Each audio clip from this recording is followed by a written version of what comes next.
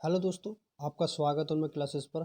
दोस्तों, आज हम करने जा रहे हैं अपना next previous year question set. ठीक है, जो है हमारा पीईटी 2021 वाला जो एग्ज़ाम हुआ था उसका सेकंड शिफ्ट का क्वेश्चन है। ठीक है, चलिए तो देखते हैं हमने कौन कौन से क्वेश्चन आए थे। लेकिन उससे पहले आपसे रिक्वेस्ट है कि आप चैनल को सब्सक्राइब कर लें और वीडियो को अंत तक ज़रूर देखें। ठीक है, चलिएगा चलते हैं अपने क्वेश्चन की ओर। तो देख लेते हैं पहला क्वेश्चन हमारा कौन सा है। पहला क्वेश्चन है कि किस क्रम में ये लोग भारत आए थे। टॉमस रो, फाइयान और हिंसान। बताइए सबसे पहले कौन आया था।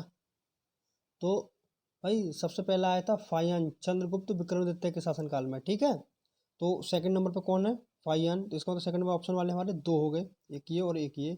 अब दूसरे नंबर पे हमारा कौन आया था, हिंसांग, हर्षवर्धन के शासनकाल में। ठीक है, टॉमस रो तो सबसे लास्ट में आया था। ठीक है, जहांगीर के शासनकाल में। तो अब देख लीजिए कौन सा हो गया, सेकंड, थर्ड और फर्स्ट, यानी कि ये वाला हमारा सी ऑप्शन सही है। चलिए देख लेते हैं अपना नेक्स्ट क्वेश्चन। नेक्स्ट कौन सा हमारा, सिराजुद्दौला किस युद्ध में अंग्रेजों से पराजित हुआ था। बताइए, बक्सर के युद्ध में, प्लासी के, बांडीबास के युद्ध में, या इनमें से कोई नहीं। ठीक है, बताइए।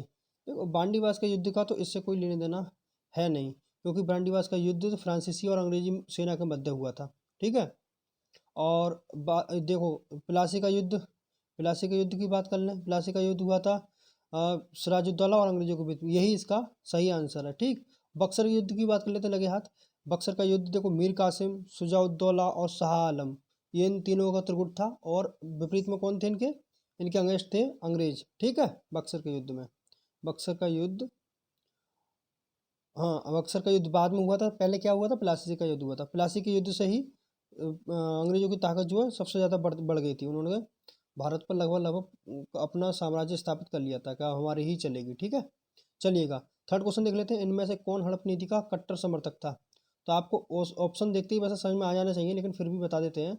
इनके ऑप्शन है Lord Wellesley, Lord Dalhousie, Lord Minto और लॉर्ड हेस्टिंग।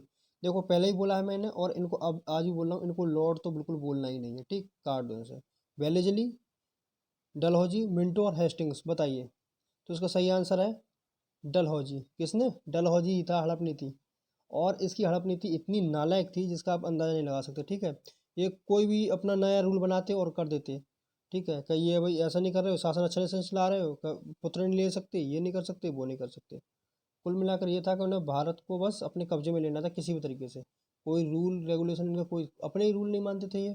ठीक है, चलिएगा देख लेते फोर्थ। भारतीय इतिहास में धनवंतरी कौन थे। बताइए, तो ये चंद्रगुप्त मौर्य के प्रसिद्ध सेनापति थे, या चंद्रगुप्त विक्रमादित्य की सभा को सुशब्द करने वाले प्रसिद्ध चिकित्सक थे। ठीक, या फिर हर्ष के समय एक प्रसिद्ध नाटककार थे, या इनमें से कोई नहीं। बताइए कौन थे। धन्वंतरी, धन्वंतरी और चरक, ये दोनों प्रसिद्ध क्या थे, चिकित्सक थे। तो और ये क्या नाम है, धन्वंतरी किसके शासनकाल के थे, ये थे चंद्रगुप्त विक्रमादित्य के। ठीक है, इनके शासनकाल में थे। ऑप्शन में बताइए, कमेंट बॉक्स में बताइए कि चरक किसके शासनकाल के थे। ठीक है, चरक कल के उसमें आया था प्रैक्टिस सेट में। ठीक है, वो वाला आप देख लीजिए अगर नहीं देखा तो। ठीक है, चलिएगा देखते हैं मौर्यकालीन भारत में भारत के विवरण वाली इंडिका के लेखक कौन थे। इंडिका के लेखक कौन थे, सिंपल सी क्वेश्चन है ये। मेगास्थनीज, फाहियान या हिंसांग। तो इसका बहुत ही सिंपल ऑप्शन है, ये है मेगास्थनीज। कौन थे, मेगास्थनीज, क्योंकि मेगास्थनीज ही क्या आए थे, मौर्यकालीन चंद्रगुप्त के कार्यकाल में आए थे ये। ठीक है, चलिएगा अगला ऑप्शन है, वो सॉरी अगला क्वेश्चन है, साइमन कमीशन किस वर्ष भारत प्रथम बार आया था। 1925, 1926, 1919 या 1928। बताइए कब आया था। तो ये भाई प्रथम बार, बस साइमन कमीशन गठन की बात की जाए तो ये 1927 में हुआ था, आप सुनेंगे। ठीक है, और ये भारत में कब आया था, ये फरवरी 1928 में आया था। ठीक है, फरवरी 1928 में। चलिएगा अगला देख लेते हैं, भारतीय राष्ट्रीय कांग्रेस द्वारा किस अधिवेशन में ऐतिहासिक पूर्ण स्वराज्य का प्रस्ताव पारित किया गया था। तो पूर्ण स्वराज्य का पारित कब किया गया था, ये तो बताना ही है, साथ में ये बताइए कि ये किसने नारा दिया था पूर्ण स्वराज्य का। ठीक, तो ये दिया गया था जवाहरलाल नेहरू के द्वारा, पूर्ण स्वराज्य। ठीक है, और जो इसका प्रस्ताव पारित किया गया था, अब ये बता दीजिए फटाफट से कि इसका सही आंसर क्या है, कौन से अधिवेशन में ये प्रस्ताव पारित किया गया पूर्ण स्वराज्य का। तो ये था लाहौर अधिवेशन। ठीक, चलिएगा अगला क्वेश्चन देखते हैं। अगला है हमारा, निम्न मिलान करना है हमें, क्या इंडियन नेशनल आर्मी किसने बनाई थी, बताइए। तो ये तो बहुत सिंपल से है वैसे आप देखेंगे तो Indian national army Subhash Chandra Bose, गदर पार्टी लाला हरदयाल, मित्र मेला बी.डी. सावरकर और होम रूल एनी बेसेंट। ठीक है, यही इसका आंसर है। मैचिंग कर लीजिए, कितना हो गया, 2 1 3 4, 2 1 3 4। ऑप्शन देख लीजिए, 2 1 3 4 कहाँ है, 2 1 3 4 बी ऑप्शन है इसका। ठीक है, बी सही ऑप्शन है इसका। चलिएगा नेक्स्ट देखते हैं। नेक्स्ट है, निम्न में से किसने गांधी जी के खिलाफत आंदोलन के जुड़ने का विरोध किया था। किसने विरोध किया था, जो इनके खिलाफ होंगे भाई कौन था, खान अब्दुल गफ्फार खान तो हमेशा इनके फेवर में ही रहे थे। ठीक है, और ये थे भाई इन अब्दुल कलाम, बताओ ये तो अभी के हैं, इनका तो कोई मतलब ही नहीं है। इसका ऑप्शन है सही, वो है मोहम्मद अली जिन्ना। आप देखते भी समझ जाएंगे। ठीक है, इसमें ऑप्शन पढ़ने वाली कोई बात ज़्यादा खास है नहीं ऐसी। ठीक है, चलिएगा नेक्स्ट देख लेते हैं। निम्न में से कौन सा क्रांतिकारी संगठन काकोरी षड्यंत्र केस में शामिल था, बताइए कौन सा था। गदर पार्टी भाई ये सैन फ्रांसिस्को में थी। अनुशीलन समिति, इसका तो बात ही मत करो, अनुशीलन से पता चल रहा है कि ये ठंडे बस्ती वाली समिति थी। ठीक है, ये और अभिनव भारत ये बी.डी. सावरकर वाली थी। तो कौन सी एक बच गई, जो बच गई हमारे Hindustan Republican Association Chandragupt sorry Chandrashekhar Azad वाली। ठीक है, यही थी। और इसका गठन किसने किया था, आप ये बताइए फटाफट। इसका गठन किया था राम प्रसाद बिस्मिल ने, किसके साथ मिलकर, चंद्रशेखर आज़ाद के साथ मिलकर। और साथ में और कौन थे, सचिंद्रनाथ सान्याल थे। अगला क्वेश्चन देख लें, नागार्जुन सागर बांध किस नदी पर बना है, बताइए। नागार्जुन सागर गोदावरी पर, कृष्णा पर, गंगा या कावेरी नदी पर, बताइए फटाफट। तो इसका सही ऑप्शन है कृष्णा नदी पर, नागार्जुन सागर कृष्णा नदी पर। ठीक है, नेक्स्ट देख लेते हैं। नेक्स्ट हमारा क्वेश्चन, माउंट एवरेस्ट पर प्रथम बार चढ़ाई किस वर्ष की गई थी, बताइए। और ये बताइए किसने की थी। ठीक है, पहली बार जो चढ़ाई की गई थी वो की गई थी हमारी 1953 में। और इनका नाम भी बताते चलते हैं। तो ये चढ़ने वाले कौन थे, शेरपा तेंजिंग थे, शेरपा तेंजिंग नार्गे, और दूसरे थे एडमंड हिलेरी। शेरपा तेंजिंग नार्गे और साथ में कौन थे, एडमंड। ठीक है, एडमंड हिलेरी। ठीक है, चलिएगा आगे देख लेते हैं। अगला क्वेश्चन है, भरतपुर में स्थित पक्षी अभ्यारण्य राष्ट्रीय पक्षी उद्यान का नाम क्या है। तो आपको बस इतना देखना है कि कौन कौन से राजस्थान में। ठीक है, भरतपुर में बड़ा प्रसिद्ध पक्षी विहार है, और वो ये है हमारा केवलादेव घाना राष्ट्रीय उद्यान। ठीक है, केवलादेव वाला सबसे ज़्यादा प्रसिद्ध है ये। ठीक है, चलिएगा।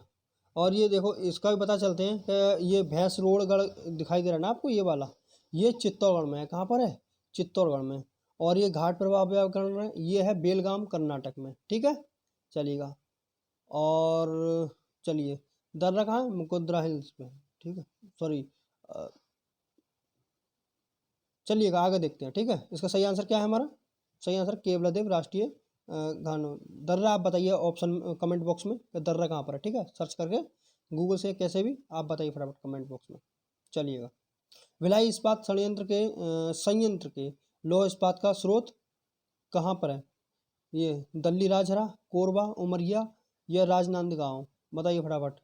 तो इसका सही आंसर है भिलाई इस्पात संयंत्र के लौह अयस्क का स्रोत है दल्ली राजहरा। ठीक है, ये इसका सही आंसर है। सही है, चलिएगा आगे देख लेते हैं। दिए गए दर्रे और उनके स्थानों का सही जोड़ नहीं है, कौन सा कहाँ नहीं है, बताइए। तो देखो इसमें थोड़ा सा विवाद है, विवाद भी आपको बताते चलेंगे क्या है। पहले आप क्वेश्चन देख लीजिए फिर बात करते हैं। जोजिला और बुर्जिल दर्रा जम्मू कश्मीर में है, बात सही है बिल्कुल। बारालाचला और शिपकला देखो ये है हिमाचल प्रदेश में, कहाँ है, हिमाचल प्रदेश में। ठीक है, तो ये वाला गलत हो गया एक तो मतलब ऑप्शन में एक ये होगा। दूसरा थालागला, नीतीलाक और लिपुलेख ये कहाँ पर है, ये सब यूके के हैं, हिमाचल प्रदेश के नहीं है, ये उत्तराखंड के हैं। ठीक है, और आगे बात कर लेते सिक्किम, जेलेपला और नाथुला ये सिक्किम के, ये सही है।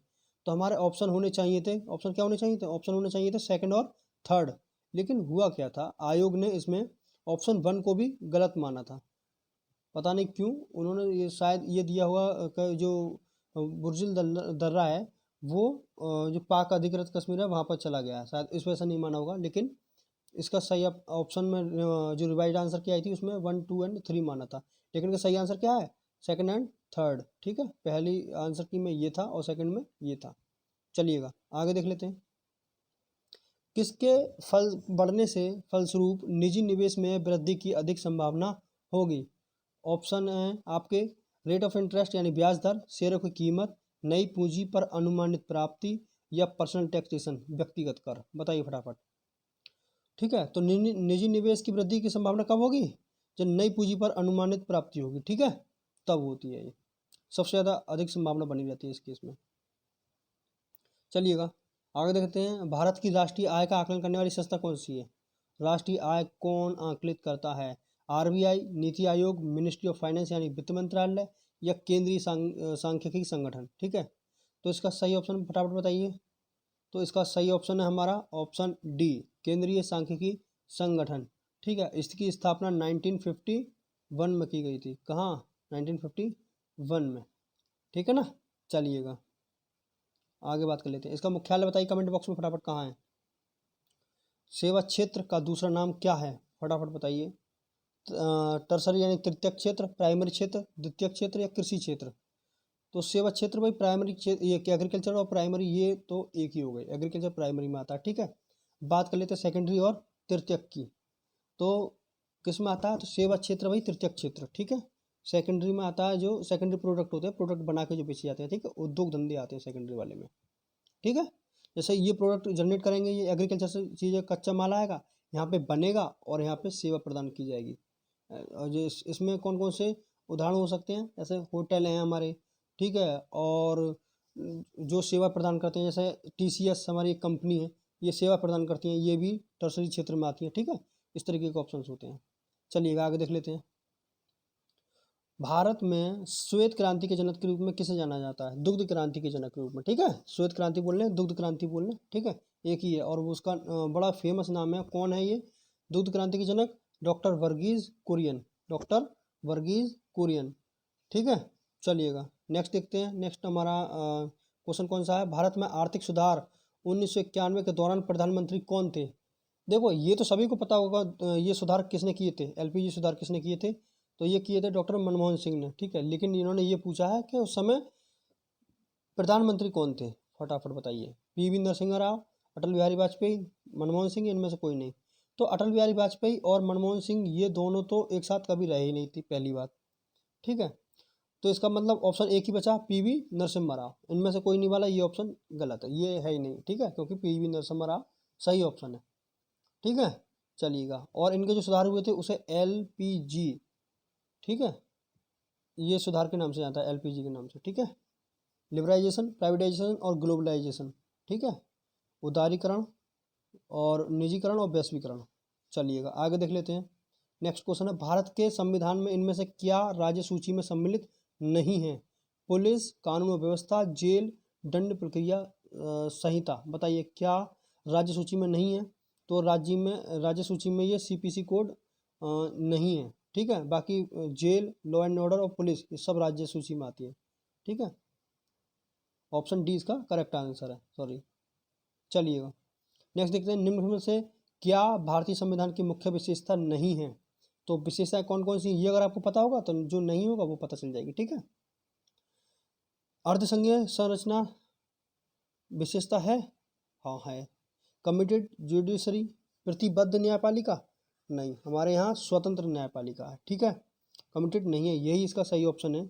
और आगे देख लेते हैं। शक्तियों का वितरण? हाँ है, हमारे संविधान में शक्तियाँ बटी हुई हैं। ठीक है, आप देखते हैं पंचायत है, फिर उससे ऊपर नगर पालिका है, इस तरीके से बटी हुई है। फिर विधान परिषद और ये सॉरी विधानसभा है, फिर उसके बाद लोकसभा, राज्यसभा, इस तरीके से शक्तियाँ बटी हुई हैं। शक्तियों का विकेंद्रीकरण है अपने देश में। ठीक है, और अगला है रिटन कॉन्स्टिट्यूशन और सुप्रीमेसी ऑफ कॉन्स्टिट्यूशन। ये बिल्कुल सही है, लिखित संविधान है और संविधान की सर्वोच्चता है अपने यहाँ पर। ठीक है ना। चलिएगा, तो इसका सही ऑप्शन क्या है? ये विशेषता नहीं है। ठीक है, चलिएगा नेक्स्ट देखते हैं। निम्न में से क्या भारतीय नागरिकों को न्याय प्रदान करता है? क्या न्याय प्रदान करता है? मौलिक अधिकार, मौलिक कर्तव्य या डीपीएसपी? तो देखो इन ये दोनों को लेकर आप कोर्ट में नहीं जा सकते। ठीक है, राज्य के नीति निर्देशक तत्व राज्य को निर्देश दिए गए का ऐसा करें। ठीक है, इनको लेकर कोर्ट में आप केस नहीं जा सकते। आप कोर्ट में केस क्या लेकर जा सकते हैं? वो है आपके मौलिक कर्तव्य। ठीक है, तो इसका ऑप्शन भी क्या हो जाएगा हमारा, भारतीय नागरिक को आर्थिक न्याय, सॉरी ये आर्थिक न्याय वाली बात है, तो आर्थिक न्याय कौन प्रदान करता है, डीपीएसपी। ठीक है, और आपको जो अधिकारों की बात आती है तो फंडामेंटल राइट्स। ठीक है, आर्थिक न्याय के केस में राजनीतिक नीति निर्देशक सिद्धांत आते हैं। ठीक है, चलिएगा चलिएगा। और हाँ, एक साथ साथ आपको ये भी बताते चलें कि कौन सा अनुच्छेद है जो इस चीज़ को क्लेरिफाई करता है। ठीक है, तो वो आर्टिकल है 38, आर्टिकल आर्टिकल 38 है। ठीक, आप याद रखिए, इसका स्टेटमेंट है, राज्य सामाजिक आर्थिक एवं राजनीतिक न्याय सुनिश्चित कर आय स्थिति सुविधाओं के अवसरों में असमानताओं को कम करके सामाजिक व्यवस्थाओं को सुरक्षित व संरक्षित कर लोगों के कल्याण को बढ़ावा देने का प्रयास करेगा राज्य। ठीक है, ये इसका स्टेटमेंट है। आपको शायद ही कुछ समझ में आया हो, लेकिन आप इतना समझ लीजिए कि सबको समानता की और आर्थिक न्याय दिलाने की कोशिश करेगा पूरा। ठीक है, स्टेट। चलिएगा अगला देख लेते हैं, भारतीय संविधान का कौन सा अनुच्छेद राज्य सरकारों को ग्राम पंचायतों का आयोजन के लिए निर्देशित करता है। तो ये क्वेश्चन कल वाले सेट में भी आया था। ठीक है, मतलब फर्स्ट शिफ्ट वाले सेट में भी और इसमें भी है। तो ये है हमारा कौन सा, अनुच्छेद 40। आप एक बार देख लीजिएगा फिर से, इसे अनुच्छेद 40 है इसका। ठीक है, कल वाला सेट आपने नहीं देखा तो प्लीज़ उसे देख लीजिए जाके। ठीक है, आपको बहुत मदद मिलेगी। त्रिस्तरीय पंचायती राज व्यवस्था का विचार किसने रखा था, किसने रखा था त्रिस्तरीय, तो भाई एक ही नाम है और वो है बलवंत राय मेहता। ठीक है, बलवंत राय का नाम सुनकर आपको क्या कौन सी मूवी की ध्यान आती है, फटाफट बताइए कमेंट बॉक्स में। बिजली का प्रवाह सर्किट में कब होता है, तो इसका ऑप्शन है, देखो देखो इसे बनाकर दिखाते हैं तभी आपको चीज़ समझ में आएंगी कि ऐसा क्यों होता है, कब होता है। ठीक है, चलिएगा देखो, ये अगर कोई सर्किट है, जैसे ये बैटरी लगी हुई है, ये सर्किट है। ठीक है, ये बल्ब है मान लेते हैं, और ये स्विच है हमारा। ठीक है, तो यहाँ पर स्विच चालू है यानी कि स्विच ओपन है। यहाँ हिंदी और इंग्लिश में कन्फ्यूजन है, ये बस यहीं से ये क्वेश्चन क्या हुआ था, कैंसिल हुआ था, और सभी को कॉमन अंक मिले थे। ठीक है, इस वाले क्वेश्चन में आंसर आपको बताते हैं, इसमें कॉमन अंक मिले थे सबको, इसका कोई आंसर इसमें सही नहीं है। लेकिन जो सही होना चाहिए वो क्या होना चाहिए, इंग्लिश के अकॉर्डिंग देखो, अगर स्विच ओपन है यानी इस समय स्विच खुला हुआ है, इसमें ये स्विच की कुंजी होती है, कुंजी अलग रखी रहती है। ठीक है, इस तरीके की कुंजी सी होती है, थोड़ी छोटी सी कील टाइप की, और इसको कहते हैं एक स्विच क्लोज्ड, क्लोज का मतलब ये कुंजी इसमें लगा दी जाएगी और परिपथ हमारा कंप्लीट हो जाएगा, तो सर्किट प्रवाह होना चालू हो जाएगा। तो इसका ऑप्शन बी आना चाहिए था, और माना भी था पहली कुंजी में, सॉरी पहली आंसर की में। लेकिन जो रिवाइड आंसर की आई थी उसमें से उन्होंने कॉमन अंक सबको दे दिए थे, क्योंकि इसमें इंग्लिश और हिंदी में कन्फ्यूजन था स्विच चालू होने पर। ये बात भी सही है भाई, स्विच को ऑन कर दोगे तो करंट बहने लगेगी, तो ये वाला इस पर लोग बहस करने लगे, और ये वाला तो लैंग्वेज के अकॉर्डिंग ये तो था ही। तो इस चक्कर में दो आंसर होने के चलते उन्होंने सभी को FM यानी कि फुल मार्क्स दे दिए थे सबको। ठीक है, उम्मीद करते हैं आपको बात समझ में आ गई होगी, क्या था इसका सीन, क्यों क्लोज्ड वाला सही था, और क्यों फिर इस पर केस हुआ था। ठीक है, केस से मतलब ऑब्जेक्शन उठा था। ठीक है ना, चलिएगा देखते हैं नेक्स्ट वाला। नेक्स्ट है प्रतिरोध की इकाई बताइए, ये भी कोई क्वेश्चन है, बताइए, इतने सरल सरल क्वेश्चन भी आते हैं कभी कभी। ठीक है ना, ओम है इसकी। चलिएगा नेक्स्ट देख लेते हैं, नींबू का खट्टा स्वाद इनमें से किसकी उपस्थिति कारण होता है। देखो ये कल भी मतलब इससे नेक्स्ट वाले शिफ्ट में भी आया था, और वो था हमारा संतरे वाला। देखो तब भी हमने बताया था और अभी बता रहे हैं कि कोई भी खट्टा फल हो उस समय उसमें एक ही एसिड होता है, वो होता है सिट्रिक एसिड। और विटामिन की बात की जाए तो विटामिन सी होता है। क्या होता है, विटामिन सी होता है। बताइए फॉर्मिक एसिड कौन रिलीज करता है, फॉर्मिक एसिड करता है चींटी। ठीक है, चींटी डंक जो मारती है उसमें फॉर्मिक एसिड निकलता है। ये कर्कट जनक रसायन कौन सा होता है, हृदय रोग, मधुमेह, कैंसर या अस्थमा। तो कार्सिनोजेनिक केमिकल्स कॉजेज होते हैं कैंसर के, किसके, कैंसर के।